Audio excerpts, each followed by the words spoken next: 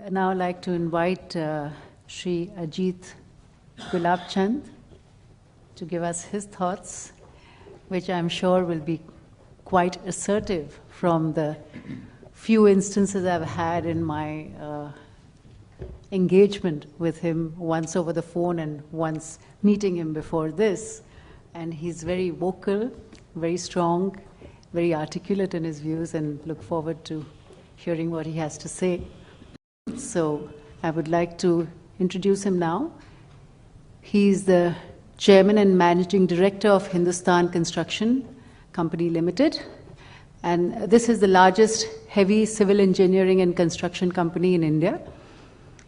He is the President of the Construction Federation of India and the National Council member of the CII, the Confederation of Indian Industry. He is the Chairman and main sponsor of the National Institute of Construction Management. You're the Chairman of the Gulabchand College of Engineering, and he's done considerable work in disaster management and AIDS awareness.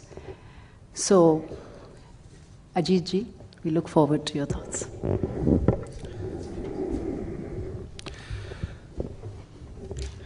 I'm not here for my scholarship or expertise either on the subject or on the issues of religion.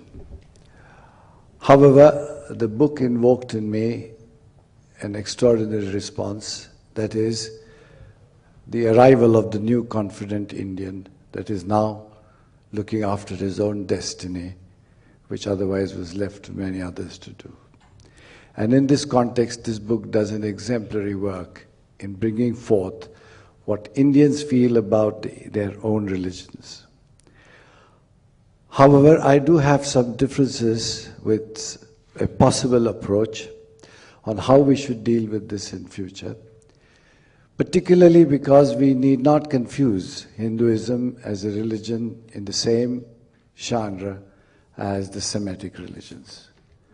The Semitic religions of Judaism, Islam, and Christianity are all faith-based religions which are basically based on received wisdom.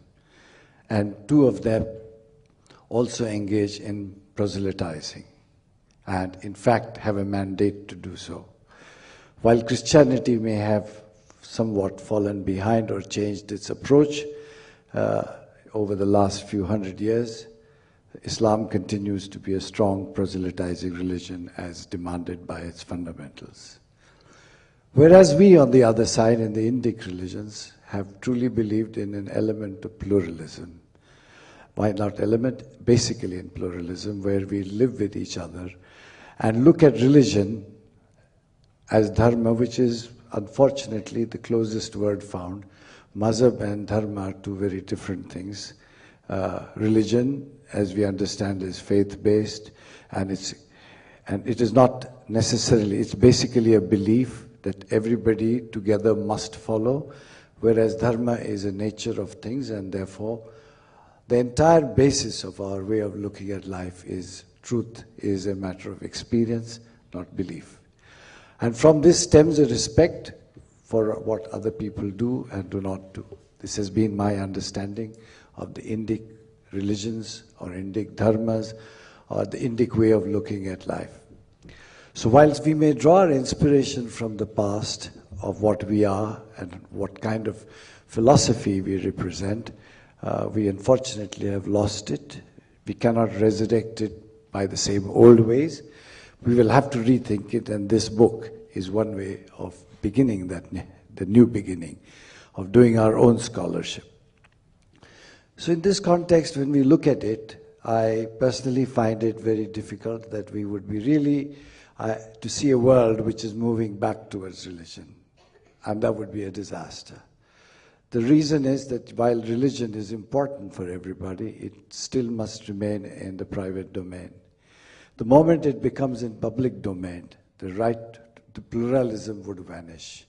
Because when you get a faith-based religion demanding that this is the only God, then you do have a problem. Or this is the only way of doing things, then you have a problem. Then there is no debate, there is no dissent.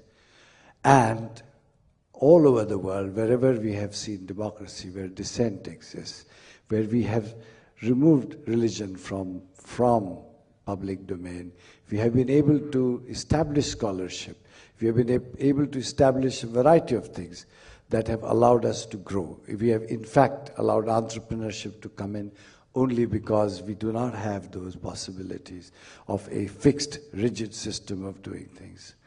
And in this context, I believe that Hinduism, with its pluralistic attitude towards it, has something to tell the world and something. And in this context, we need to present our way of doing things, our religion, to the world in the light that it is. And that a lot of these mythical features of our religion are basically metaphors to explain life. And they are only to be considered in that context. And when we look at it that way, you suddenly find a lot more meaningful understanding of whatever we are going to do, rather than take God and some of the things literally. And therefore, well, for a simple example, like the killing of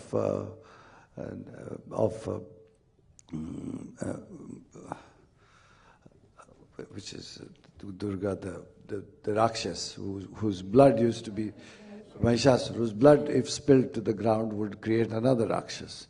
So he had, yes, and Raktabij. And then the only way to kill him was in the mouth, so that the blood does not spill to the ground.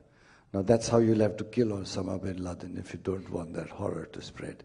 Now these are some of the metaphors that allow us to understand life and tell us the direction in which we go. And it is through this process, as I understand it, is that Indic religions have something to offer to the solutions in how to live in a pluralistic society with respect towards each other. And this is not easily possible because you have faith-based religions that are not willing to look at it. The only way they can look at it if religion goes back into the private realm and not come out in the public domain. And this is one of the real reasons why our friend is looking for a common human rights charter by religions. I find the exclusion of Islam in it, because none of the Islamic countries in the world have actually signed the Human Rights Charter of the United Nations. And therefore there is a conflict. But is it a conflict between all religions? Or is it a conflict that we, who are now coming into our own, are facing? So if you have to confront the West, I think we should not describe the West by the likes of the Doniger lady. She's a few of those, and there is of course a small bias. But by and large, the West has allowed thought to progress. And all of this debate is in the realm of Western universities. When is this debate going to take place in Indian universities? We have derided our own practices, customs, as religious and therefore out of the realm of any kind of study. No Vedic studies are carried out in our colleges. There's no discussion and debate on this because it's all grouped under religion, which it is not. Most of it, the Hindu law is not religious. It is a law of the land. It's a common law. But it is still derided as a Hindu law and therefore religious, which it isn't. But as Islamic law, Christian laws, a number of them are religious. However, having looked at it that way, we need to understand for ourselves that our problem is not in the West. Our problem is with ourselves. We ourselves are not able to sit up and debate these issues confidently, confront our past confidently. Why have we not been able to look at ourselves with that? Now with the coming of some element of prosperity, and as prosperity spells, we hope that we will have the necessary wealth in order to spend on generating that erudition amongst our universities and scholars so that we can create material that can be presented to the world for it to analyze and for it to stand the best analysis and best critique by anywhere else in the world. I think that would be the course I'd rather follow, because West, to my mind, is not so bad, because it's very easy to sit back and be very anti-American. It catches like fire. And then finally, nobody wishes to go to Saudi Arabia for a holiday, or for that matter to Tehran. Everybody's rushing to Europe, and everybody's rushing to send their children to American universities. So I think let us understand that we have some oneness with free societies. We are a free society. We should become freer. And amongst the free societies of the world, we probably rank the lowest. But having said that, we are there and we can improve. And with newfound prosperity, new scholarship, and the new confidence that Indians have found, I look forward to a period in which we create erudition in India, a respect for scholarship in India, and the requisite study, not just some kind of a polemic, but a serious study that stands up to scrutiny by any scholars in the world. That is what would create the impression on Western universities and Western scholars. And this is why I like the book, that it's beginning, that it does not address the issue by going in and breaking away Doninger's office, but actually taking her